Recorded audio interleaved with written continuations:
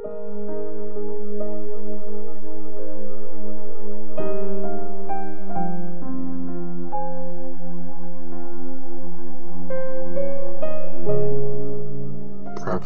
chapter 28. Sundin ang kautusan. Tumatakbo ang masama kahit walang humahabol, pero ang matuwid kasing tapang ng layon. Pag nagkakasala ang bayan, paiba-iba ang namamahala, pero pag matalino at magaling ang mga leader, magiging matibay ito at matatag. Ang mahirap na nang aapi ng kapwa niya mahirap ay parang bagyong sumisira ng mga pananim. Yung mga walang pakialam sa kautusan, pinupuri ang masasama.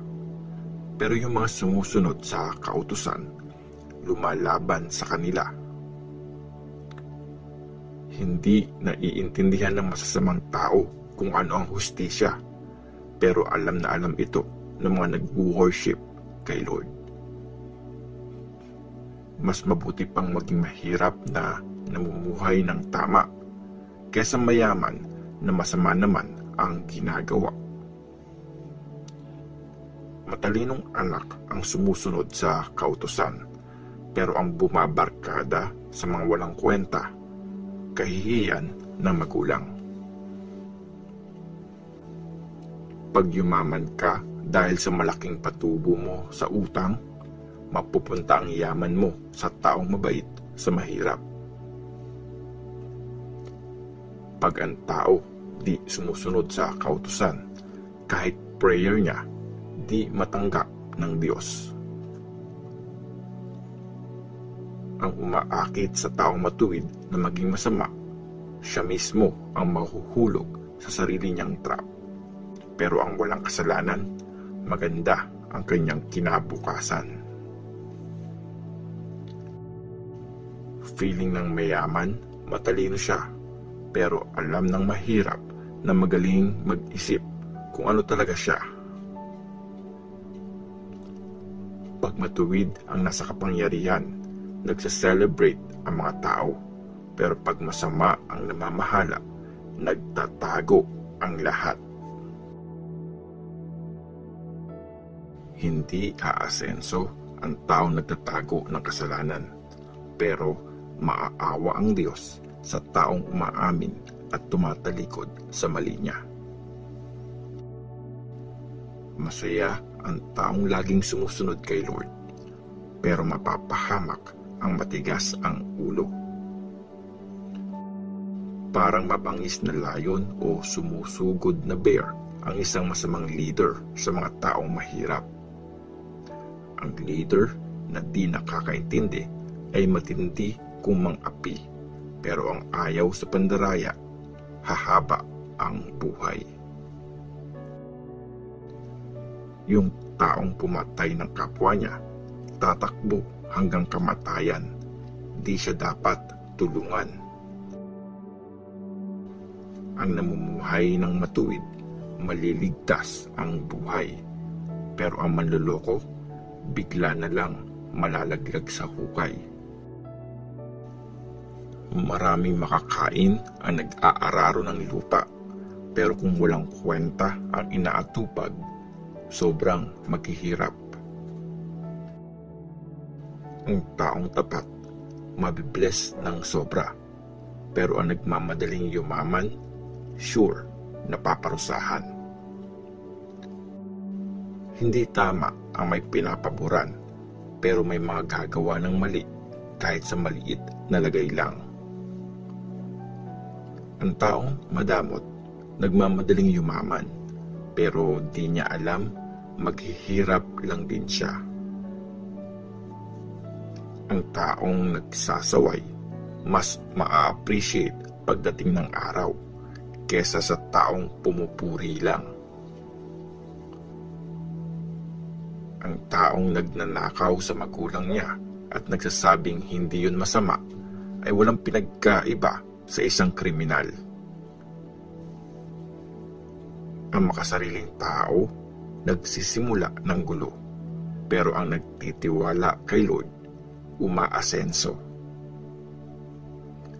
Mahina ang ulo ng taong sa sariling opinyon lang umaasa, pero maliligtas ang namumuhay ng may karunungan. Ang taong nagbibigay sa mahirap hindi magkukulang, pero isusumpa ng marami ang nagbubulag-bulagan. Pag naghahari ang masama, nagtatago ang lahat, pero pag nawala sila, mabubuti naman ang mamamahala. Proverbs chapter 29. Matuwid na leader, matatag na bayan. Ang taong ilang beses nang pinagsasabihan pero ayaw magbago, bigla na lang mapapahamak at di na makaka-recover. Pag matuwid ang nasa pwesto, masaya ang mga tao, pero puro sila reklamo pag masama ang namumuno. Ang nagmamahal sa karunungan, nagpapasaya sa magulang, pero ang sumasama sa mga prostitute, nagwawaldas lang ng pera. Matatag ang bayan pag ang hari ay makatarungan, pero nasisira yun pag mukha siyang pera. Ang taong nambobola ng kapwa niya, naglalagay ng trap para sa sarili. Natatrap ang masama sa sarili niyang kasalanan, pero ang matuwid, kumakanta at nagse-celebrate. May pakialam ang matuwid sa karapatan ng mahirap, pero ang masama, hindi ito naiintindihan. Yung mayayabang nanggugulo sa bayan, yung matatalino naman ang nag-aayos ng gulo. Pag kinasuhan ng matalino ang bobo, tatawa lang yung bobo at magwawala at di titigil sa kakasalita. Yung mga mamamatay tao, galit sa taong mabuti, pero yung mga matuwid, gustong protektahan ang buting tao. Pag nagagalit ang bobo, lahat ng galit niya, nilalabas niya. Pero ang matalino, nagpipigil at tumatahimik.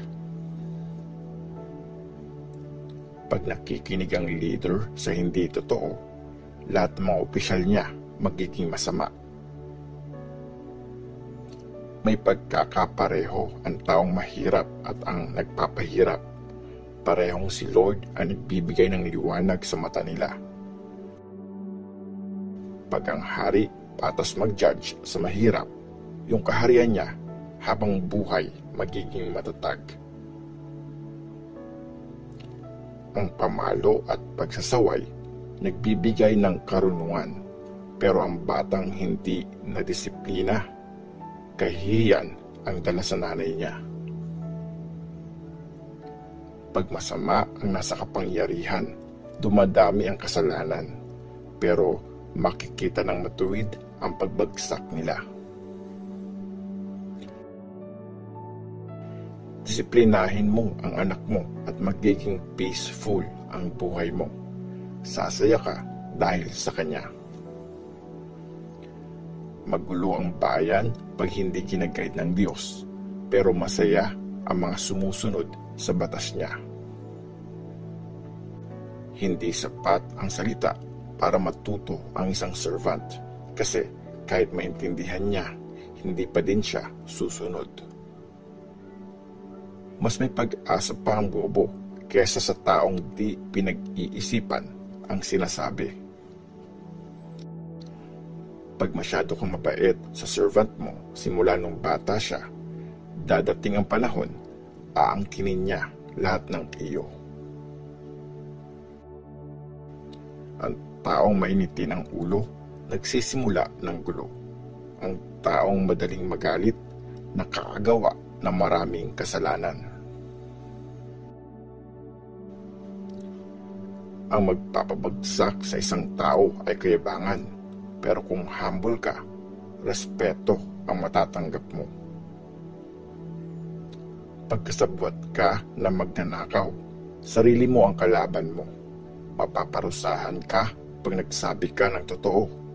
At kung hindi, Diyos ang magpaparusa sa iyo. Pagtakot ka sa sasabihin ng iba, para kang nasa trap. Pero kung nagtitiwala ka kay Lord, panatag ka.